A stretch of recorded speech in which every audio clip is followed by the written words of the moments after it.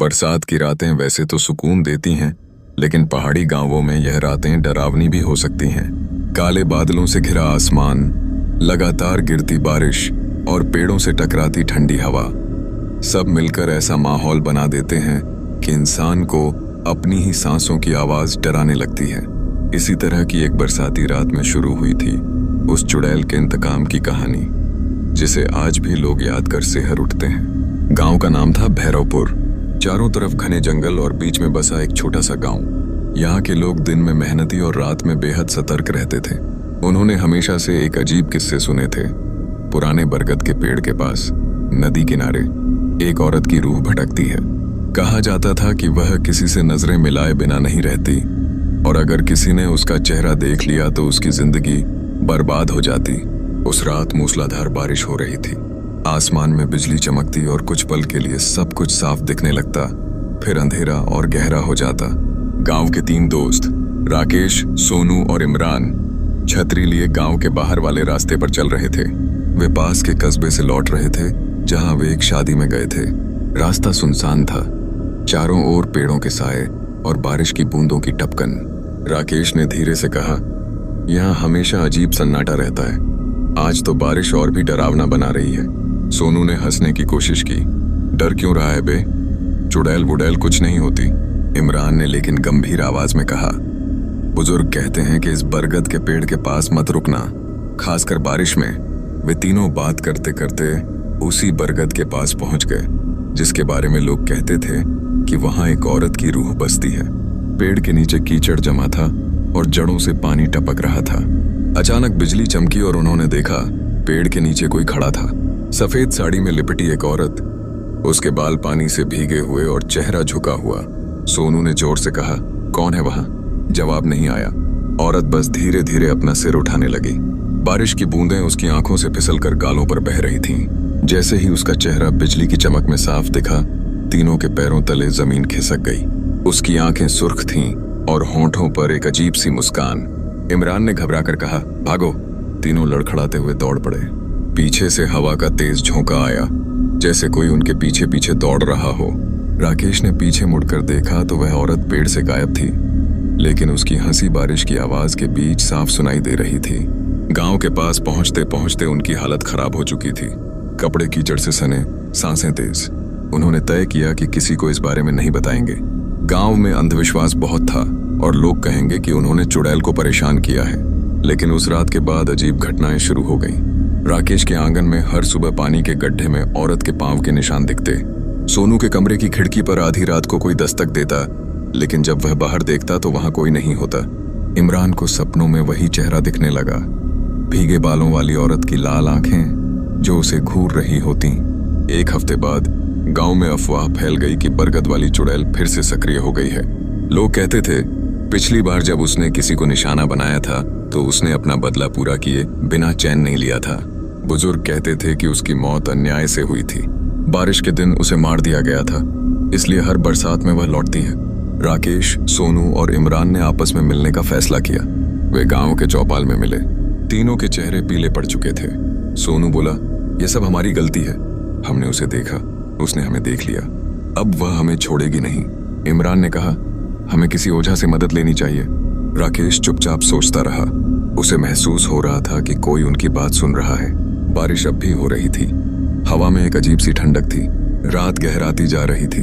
दूर जंगल से कुत्तों के भौंकने की आवाजें आ रही थीं। तभी अचानक चौपाल के बाहर की बत्ती झिलमिलाई और बुझ गई। अंधेरे में एक साया हिलता दिखा। वे तीनों डर से उठ खड़े हुए। साया धीरे धीरे उनके पास आने लगा, लेकिन यह तो बस शुरुआत थी। बरसात की उस रात चुड़ैल ने अपना इंतकाम शुरू कर दिया था और उसका अगला कदम तीनों दोस्तों की जिंदगी बदलने वाला था।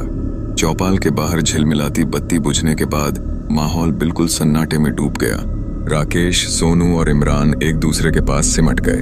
उनके कानों में अब सिर्फ बारिश की लगातार टपकती बूंदों की आवाज गूंज रही थी।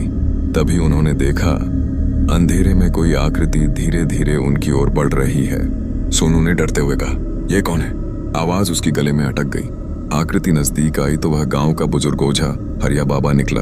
उसके हाथ में पुरानी लालटेन थी जिसमें हल्की लौ टिमटिमा रही थी। बाबा ने गंभीर स्वर में कहा, तुम लोग मुसीबत में हो, मुझे सब पता चल गया है। तुमने उस आत्मा को जगा दिया है जिसे बरसों पहले अन्याय से मारा गया था। तीनों ने राहत की सांस ली, लेकिन डर कम नहीं हुआ। उन्होंने बाबा को सारी बात बताई। राकेश ने कहा, बाबा, हमने कुछ गलत नहीं किया था। हम तो बस बारिश से बचने के लिए बरगद के पास रुके थे। बाबा ने सिर हिलाते हुए कहा, बरगद का पेड़ उसका ठिकाना है। उसने तुम्हें देख लिया, अब वह अपना बदला लिए बिना चैन नहीं लेगी। बाबा उन्हें अपने झोपड़े में ले गए। अंदर धूप बत्ती की खुशबू थी। दीवारों पर पुराने तावीज और मंत्र लिखे कपड़े लटके थे। बाबा ने उन्हें बैठने का इशारा किया और एक पुरानी कहानी सुनाने लगे। सालों पहले भैरवपुर में एक लड़की रहती थी। नाम था कमला। वह बेहद सुंदर और सीधी सादी थी। गांव के जमींदार का बेटा उसकी सुंदरता पर मोहित हो गया। उसने कमला को पाने की ठान ली, लेकिन कमला ने उसके प्रस्ताव को ठुकरा दिया। जमींदार का बेटा अपमान सह नहीं सका। एक बरसाती रात जब कमला खेत से लौट रही थी, उसने उसका रास्ता रोका। उसने जबरदस्ती करने की कोशिश की। कमला ने भागने की कोशिश की, लेकिन फिसलकर कीचड़ में गिर गई। उस रात किसी ने उसकी चीखें नहीं सुनी। जमींदार के बेटे ने गुस्से में आकर उसे वहीं मार डाला और उसकी लाश बरगद के पेड़ के नीचे फेंक दी। सुबह जब लोग इकट्ठा हुए, जमींदार ने अपने रुतबे का इस्तेमाल कर मामला दबा दिया। किसी ने कमला के लिए इंसाफ नहीं मांगा। कहते हैं उसकी आत्मा वहीं भटकने लगी। बरसात के मौसम में उसकी रूह और बेचैन हो जाती थी। गांव के लोग कहते थे वह हर उस इंसान से बदला लेती है जो बारिश में उसके ठिकाने के पास पहुंचने की हिम्मत करता है। बाबा ने गहरी सांस लेकर कहा, यही वजह है कि वह तुम तीनों के पीछे पड़ी है। उसका गुस्सा शांत नहीं होगा जब तक तुम लोग उसकी अधूरी इच्छा पूरी नहीं करते या उसका गुनहगार सजा नहीं पाता। इमरान ने कांपती आवाज में पूछा, बाबा, हमें क्या करना होगा? बाबा ने धीरे धीरे उत्तर दिया, तुम्हें बरगद के पेड़ के पास जाना होगा, लेकिन अकेले नहीं, मैं भी साथ चलूंगा। तुम्हें कमला से माफी मांगनी होगी और उसकी आत्मा को शांति दिलाने की कोशिश करनी होगी। राकेश ने घबराते हुए कहा, अगर उसने हम पर हमला कर दिया तो? बाबा ने गंभीर निगाहों से कहा, डरना मत, आत्माएं डर को पहचान लेती हैं। बाबा ने उन्हें रात के लिए झोपड़ी में रोक लिया। बाहर बारिश रुकने का नाम नहीं ले रही थी। बिजली की चमक से झोपड़ी के अंदर की दीवारों पर अजीब आकृतियां उभर जाती। सोनू बार बार खिड़की से बाहर झांक रहा था। उसे ऐसा लग रहा था जैसे कोई बाहर खड़ा होकर उन्हें देख रहा हो। आधी रात को अचानक खिड़की के पास से एक परछाई गुजरी। खिड़की अपने आप चरमराकर खुल गई। हवा का तेज झोंका अंदर आया और दिया बुझ गया। इमरान ने कांपते हुए खिड़की बंद की, लेकिन उसके हाथ में ठंडक की जगह एक अजीब सी नमी लगी, जैसे किसी ने उसका हाथ पकड़ा हो। राकेश ने देखा कि झोपड़ी के दरवाजे पर पानी की बूंदें टपक रही थीं, जबकि अंदर कहीं से पानी नहीं आ सकता था। बूंदें धीरे धीरे एक आकृति का आकार लेने लगीं। एक स्त्री की धुंधली परछाई जो दरवाजे के पास खड़ी थी। उसके बाल उसके चेहरे पर चिपके हुए थे और उसकी आंखें लाल चमक रही थीं। तीनों दोस्तों का दिल तेजी से धड़कने लगा। बाबा ने मंत्र पढ़ना शुरू किया। उन्होंने लालटेन उठाई और परछाई की ओर बढ़े, लेकिन परछाई अचानक गायब हो गई। सिर्फ उसकी हंसी बारिश के साथ गूंजने लगी। बाबा ने गंभीरता से कहा, उसने चेतावनी दी है। अगर हम सही समय पर उसे शांति नहीं देंगे तो वह और भयंकर रूप धारण कर सकती है। कल रात हमें उसके पास जाना ही होगा। सुबह होते होते बारिश थोड़ी थमी, लेकिन आसमान अब भी बादलों से ढका था। गांव के लोग चौपाल में जमा होकर आपस में बातें कर रहे थे। उन्होंने सुना था कि तीनों लड़कों पर चुड़ैल का साया है। कुछ लोग कह रहे थे कि उन्हें गांव से बाहर कर देना चाहिए ताकि आत्मा और गुस्सा न हो। बाबा ने भीड़ को समझाया, डरने की जरूरत नहीं, आत्मा सिर्फ उन तीनों से बदला लेना चाहती है। अगर हम उसकी मदद करेंगे तो वह किसी को नुकसान नहीं पहुंचाएगी। रात फिर से होने लगी। राकेश, सोनू और इमरान बाबा के साथ बरगद के पेड़ के पास जाने के लिए तैयार हुए। रास्ता कीचड़ भरा था और आसमान में काले बादल फिर से उमड़ने लगे। दूर बिजली चमक रही थी। पेड़ के पास पहुंचते ही हवा का एक तेज झोंका आया। पत्ते सरसराने लगे। पेड़ की जड़ों से पानी टपक रहा था। अचानक पेड़ के नीचे कीचड़ से एक धुंधली आकृति उभरी। वही सफेद साड़ी वाली औरत, कमला। उसकी आंखों में वही जलता हुआ गुस्सा था, लेकिन चेहरा दर्द से भरा था। बाबा ने हाथ जोड़कर कहा, कमला, हम तुम्हारी मदद करने आए हैं। हमें बताओ, तुम्हारा बदला किससे है? आकृति ने धीरे धीरे सिर उठाया और उसकी लाल आंखें सीधा तीनों दोस्तों पर टिक गईं। उसने धीरे से कहा, मेरा इंतकाम अभी पूरा नहीं हुआ। बरगद के नीचे कमला की आकृति खड़ी थी। उसके भीगे बाल कंधों से नीचे लटक रहे थे। चेहरा आधा छाया में, आधा बिजली की चमक में दिख रहा था। उसकी आंखों में लाल रोशनी थी, जैसे बरसों का दर्द और गुस्सा उनमें कैद हो। राकेश, सोनू और इमरान के पांव जैसे जमीन से चिपक गए थे। हरिया बाबा ने हाथ जोड़कर आगे कदम बढ़ाया। उन्होंने धीमी आवाज में कहा, कमला बेटी, हम तेरी आत्मा को शांति देने आए हैं। बता, तुझे किससे बदला लेना है? कमला ने सिर उठाया। उसके होंठ हिले, लेकिन आवाज इतनी धीमी थी कि कोई शब्द समझ नहीं आया। हवा अचानक तेज हुई, बारिश और जोरों से बरसने लगी। पत्ते टहनियों से टूटकर उड़ने लगे। कमला की परछाई और साफ दिखने लगी। अब वह सिर्फ गुस्से में नहीं बल्कि दुख से कांपती हुई लग रही थी। उसने हाथ उठाकर पेड़ के नीचे की मिट्टी की ओर इशारा किया। बाबा ने ध्यान से देखा, वहां कीचड़ के बीच कुछ दबा हुआ था। उन्होंने राकेश को इशारा किया, देख बेटा, यहाँ कुछ छिपा है। राकेश ने कांपते हाथों से मिट्टी हटानी शुरू की। थोड़ी देर में एक पुराना सड़ा हुआ कपड़ा और लोहे की चूड़ियां निकली। सोनू ने डरते हुए कहा, यह तो औरत का सामान है। कमला की आंखों से आंसू की तरह पानी टपकने लगा। उसकी आवाज अब साफ सुनाई दी, यही मेरी आखिरी निशानी है। उसने मेरी लाश को यहाँ दफना दिया था ताकि कोई मुझे ढूंढ न सके। इमरान ने पूछा, किसने? कमला का चेहरा अचानक कठोर हो गया। उसने धीरे से कहा, जमींदार का बेटा रवि सिंह। उसने मेरा सब कुछ छीन लिया और मुझे इस बरगद के नीचे अकेला छोड़ दिया। बरसों से मैं इंतजार कर रही हूं कि कोई मेरी सच्चाई जाने, मुझे इंसाफ दिलाए। बाबा ने गंभीर स्वर में कहा, कमला, रवि सिंह अब बूढ़ा हो चुका है। वह गांव से दूर हवेली में रहता है। अगर हम उसे तेरे सामने लाएं तो क्या तू शांति पाएगी? कमला ने कुछ पल के लिए आंखें बंद की। हवा थम सी गई। उसने धीरे से सिर हिलाया। बाबा ने तीनों दोस्तों से कहा, हमें अभी उसी हवेली में जाना होगा। अगर सुबह तक इंतजार किया तो आत्मा का गुस्सा और बढ़ जाएगा। रात का वह समय था जब ज्यादातर लोग गहरी नींद में थे। तीनों दोस्त और बाबा कीचड़ भरे रास्ते से हवेली की ओर बढ़ने लगे। रास्ता लंबा और सुनसान था। दूर कहीं मेंढकों की टर्र टर्र, पेड़ों पर बैठे उल्लुओं की आवाज और बारिश की बूंदें सब मिलकर माहौल और भी डरावना बना रहे थे। हवेली गांव के छोर पर थी। ऊंची दीवारें, टूटा हुआ फाटक और झाड़ियों से ढका आंगन। बरसात के पानी से जगह जगह छोटे तालाब बन गए थे। हवेली की खिड़कियों से हल्की रोशनी झांक रही थी। बाबा ने दरवाजा खटखटाया। थोड़ी देर बाद अंदर से एक बूढ़ा आदमी बाहर आया। उसके सफेद बाल बारिश में भीग गए थे। वह लाठी के सहारे खड़ा था। यह रवि सिंह था। बाबा ने गंभीर स्वर में कहा, रवि, आज तू अपने पापों का सामना करेगा। तूने बरसों पहले कमला नाम की लड़की के साथ जो किया, उसकी आत्मा आज भी रो रही है। रवि सिंह का चेहरा पीला पड़ गया। उसने कांपते हुए कहा, तुम लोग कौन हो? कमला का नाम मत लो। राकेश ने आगे बढ़कर कहा, हमें सब पता है। कमला की आत्मा आज भी इस गांव में भटक रही है। वह चाहती है कि तू अपने गुनाह को स्वीकार कर, वरना वह चैन से नहीं जाएगी। रवि सिंह ने घबराकर दरवाजा बंद करने की कोशिश की, लेकिन कमला की ठंडी हवा जैसी परछाई अचानक हवेली के भीतर दाखिल हो गई। कमरे की बत्तियां टिमटिमाने लगीं। रवि सिंह का शरीर कांपने लगा।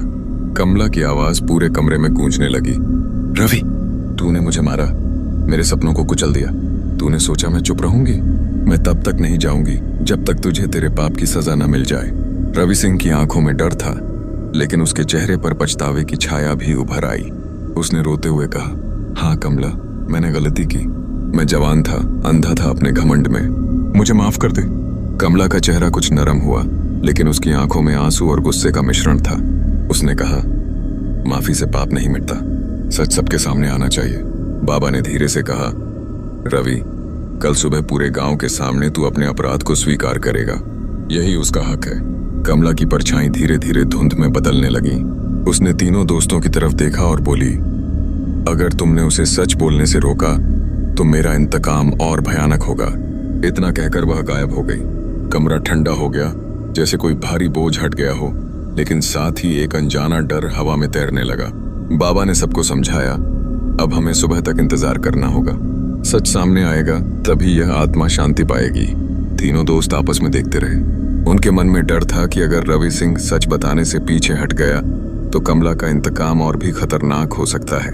बाहर बारिश फिर से तेज हो गई थी। हवेली के पुराने दरवाजे हवा में चरमरा रहे थे। उस रात हवेली में सब जागते रहे। हर थोड़ी देर में कहीं से किसी के रोने की हल्की सी आवाज आती, जैसे कमला अब भी पास ही हो। सुबह की पहली किरण बादलों के पीछे से झांक रही थी, लेकिन गांव अब भी धुंध और नमी में डूबा हुआ था। पिछली रात की बारिश ने चारों तरफ कीचड़ फैला दिया था। हवेली के आंगन में पानी जमा था और पुराने नीम के पेड़ से बूंदें लगातार टपक रही थीं। राकेश, सोनू, इमरान और हरिया बाबा बरामदे में बैठे थे। उनकी आंखों में नींद का नामो निशान नहीं था। रात भर डर और बेचैनी ने उन्हें सोने नहीं दिया। अंदर रवि सिंह चारपाई पर बैठा था। उसका चेहरा पीला और थका हुआ लग रहा था। उसने एक बार भी किसी से नजरें नहीं मिलाई। उसके हाथ कांप रहे थे, जैसे किसी अदृश्य डर ने उसे जकड़ रखा हो। बाबा ने धीरे धीरे कहा, रवि, समय आ गया है। आज तू पूरे गांव के सामने सच बोलकर अपने पाप का प्रायश्चित करेगा। यही कमला की आखिरी इच्छा है। अगर तूने झूठ बोला तो उसकी आत्मा और भयानक रूप धारण कर सकती है। रवि सिंह ने कांपती आवाज में कहा, मुझे डर लग रहा है बाबा। अगर लोग मुझे मारने लगे तो? बाबा ने दृढ़ स्वर में कहा, डर मत, सच में ताकत होती है। पाप का बोझ झूठ से और भारी हो जाता है। किसी ने कहा, कमला? हाँ, मैंने सुना था उसका मामला कभी सुलझा ही नहीं। रवि सिंह ने कांपते हुए हाथ जोड़े। उसने गहरी सांस ली और बोला, हाँ, मैं ही दोषी हूँ। मैंने अपनी हवस और घमंड में कमला की जिंदगी छीन ली। उस बरसाती रात मैंने उसे खेतों से लौटते समय रोक लिया। उसने मुझसे बचने की कोशिश की, लेकिन मैंने... रवि की आवाज टूट गई। उसने रोते हुए कहा, मैंने उसे मार डाला और उसकी लाश बरगद के नीचे छिपा दी। चौपाल में सन्नाटा छा गया। सबकी नजरें रवि सिंह पर टिक गईं। कुछ लोग गुस्से में थे, कुछ के चेहरों पर हैरानी थी। तभी अचानक आसमान में बिजली कड़की और तेज हवा चलने लगी। चौपाल के बीच में धुंध का एक गोला बनने लगा। धीरे धीरे उस धुंध से कमला की आकृति उभरने लगी। वही सफेद साड़ी, भीगे बाल और आंखों में आंसुओं के साथ गुस्सा। भीड़ एक कदम पीछे हट गई। कमला की आंखें रवि सिंह पर टिक गईं। उसकी आवाज गूंज उठी, आज तूने सच बोला रवि, लेकिन तेरे गुनाह इतने बड़े हैं कि सिर्फ माफी से मिट नहीं सकते। रवि सिंह घुटनों के बल गिर पड़ा। उसने हाथ जोड़कर कहा, कमला, मैं अपने अपराध का दंड भुगतने को तैयार हूं। बस तू मुझे माफ कर दे। कमला का चेहरा कुछ नरम हुआ। उसने धीमे स्वर में कहा, इंसाफ तभी पूरा होगा जब तू अपने गुनाहों की सजा कानून से पाएगा। बाबा, इसे पंचायत में पेश करो। बाबा ने सिर हिलाया। उन्होंने भीड़ से कहा, कानून के सामने गुनाह स्वीकार करने से आत्मा को भी शांति मिलेगी और पाप का बोझ भी हल्का होगा। कमला की परछाई धीरे धीरे हल्की होने लगी, लेकिन जाने से पहले उसने राकेश, सोनू और इमरान की तरफ देखा और बोली, तुम तीनों का डर खत्म नहीं होगा जब तक ये इंसाफ पूरा नहीं होता। अगर कोई पीछे हटा तो मेरा इंतकाम और खतरनाक होगा। उसके शब्दों के साथ एक तेज झोंका आया और परछाई गायब हो गई। चौपाल का माहौल कुछ हल्का हो गया, लेकिन हर किसी के दिल में डर अब भी था। बाबा ने रवि सिंह को गांव के बुजुर्गों के हवाले कर दिया। उन्होंने तय किया कि रवि को पुलिस के पास ले जाया जाएगा ताकि कानूनी सजा मिल सके। शाम होते होते बारिश फिर से तेज हो गई। राकेश, सोनू और इमरान अपने अपने घर चले गए, लेकिन चैन नहीं था। राकेश के मन में बार बार वही दृश्य घूम रहा था, कमला की लाल आंखें, उसका चेहरा और वह चेतावनी। सोनू को लगता था जैसे कोई अब भी उसकी खिड़की से झांक रहा हो। इमरान की हालत और खराब थी। उसने बाबा से कहा, अगर कमला को इंसाफ मिल भी गया तो क्या वह हमें छोड़ देगी? बाबा ने गहरी सांस ली।